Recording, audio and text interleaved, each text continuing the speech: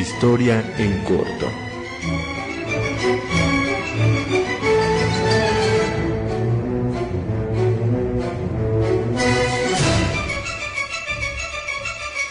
Historia en corto presenta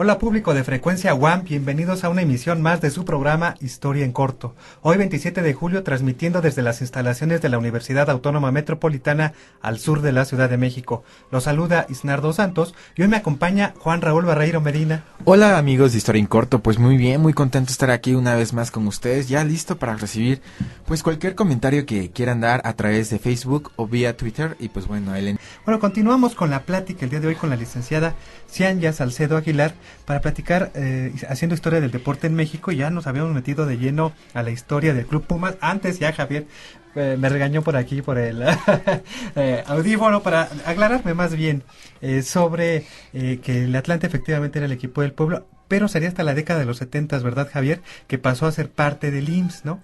Y después, una década después, o menos de una década después, si no mal recuerdo, dejó de ser parte del IMSS, ¿no? Cuando fue vendido a José Antonio García. ¿Así? Los García. Exacto. Muy bien.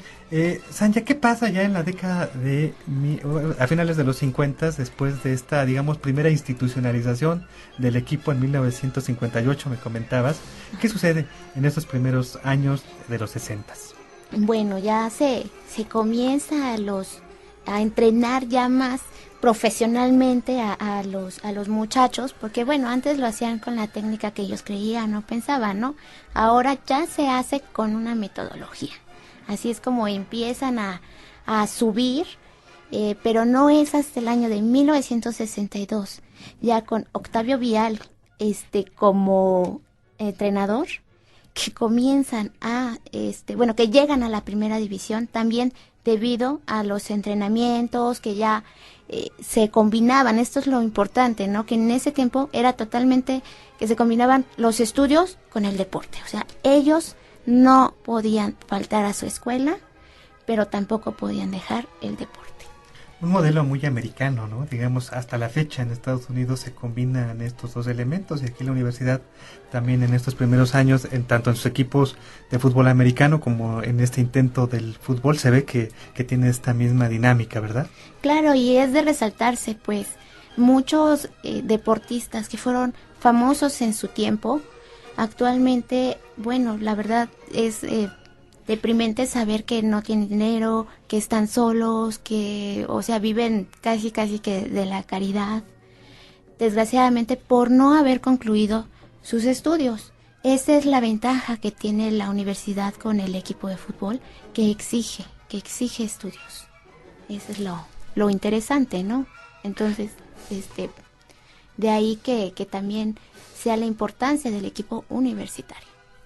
¿Y cómo transita hacia la primera división, Pumas? ¿Qué te encontraste en esa parte? Híjole, puros problemas, Problemas de dinero, recursos, espacios, sí, apoyos. De recursos no había muchos recursos, los apadrinaban a los muchachos, los mismos maestros de la UNAM, porque pues no había un fondo específico para ellos.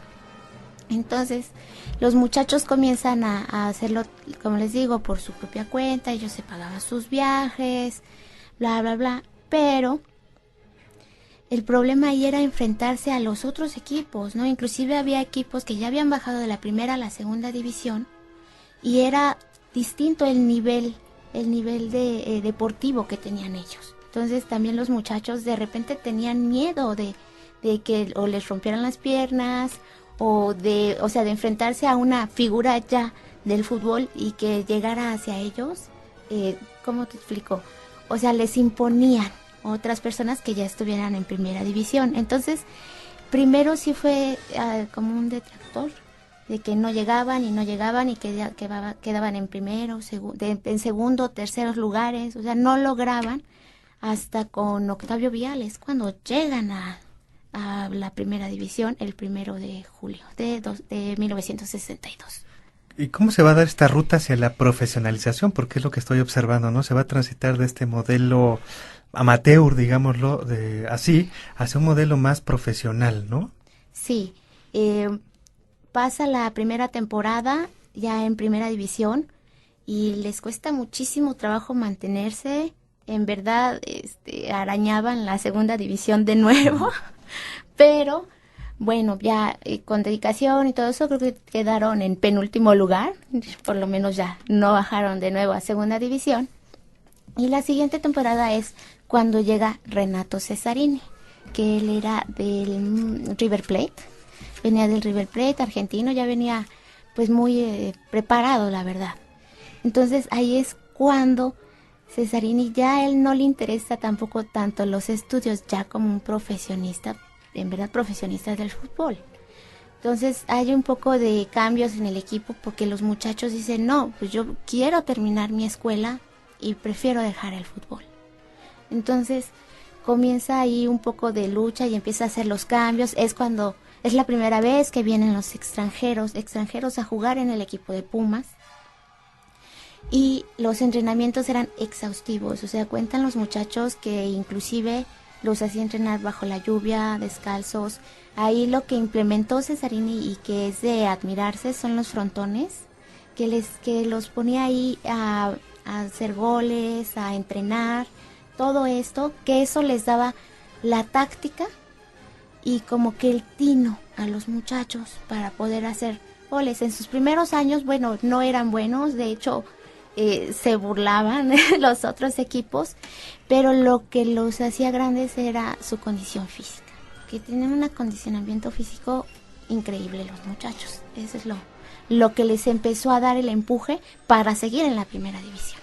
Y ahí está el origen, la clave de lo que va a ser el Club Pumas hacia los años 80. Recordamos pues que va a ser el bastión, digamos, de la selección nacional, que va a empezar a surtir además de equipos de gente con mucha capacidad física y técnica, ¿verdad? Se habló de la cantera de Pumas y creo que ahí están los orígenes, ¿no es así? Con Renato Cesarini, él es el que instaura lo que son las fuerzas básicas. Con él decide hacer las fuerzas básicas. Y entonces, un poquito ya más adelante es que se decide hacer la cantera, donde es pues la casa tanto de los Pumas de primera división como todos aquellos que se van preparando. O sea, la cantera es un centro de preparación, pero totalmente universitario. Esa es la ventaja. Muy bien, vamos a continuar platicando sobre esta importante historia del Club Pumas, platicada por la licenciada Cianya Salcedo